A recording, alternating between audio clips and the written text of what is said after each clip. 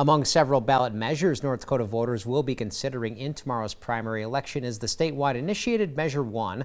The measure would create a new article in the state constitution. It calls for maximum age limits on anyone hoping to represent North Dakota in Congress. If the initiative passes, it would prohibit anyone over the age of 81 from being elected or appointed to the U.S. Senate or Congress. Specifically, anyone who would become 81 years old by December 31st of the year preceding the end of their term would be barred from seeking to serve in Congress. This is really being done in response to the fact that A, we don't have congressional term limits, and also B, the fact that we don't want the kinds of issues that we've seen with Senator Mitch McConnell, who's obviously had a lot of episodes health-wise, as well as other members of Congress. Senator Dianne Feinstein in California, most infamously, who had died in office recently and seemed to be unaware at times of what she was voting on.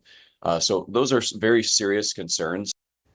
Not everyone is in favor of the idea. We did talk with North Dakota state lawmaker Lawrence Clamine, who says he opposes it. Well, I'm opposed to Measure 1, and I can tell you why. It's unconstitutional. That's what it is. There's in the United States Constitution, there are what are called qualifications clauses, and that's in Article 1 on the Congress. One qualification clause says that if you want to be a representative in the House of Representatives, you have to be at least age 25. And it says some other things, but it doesn't say anything about being too old.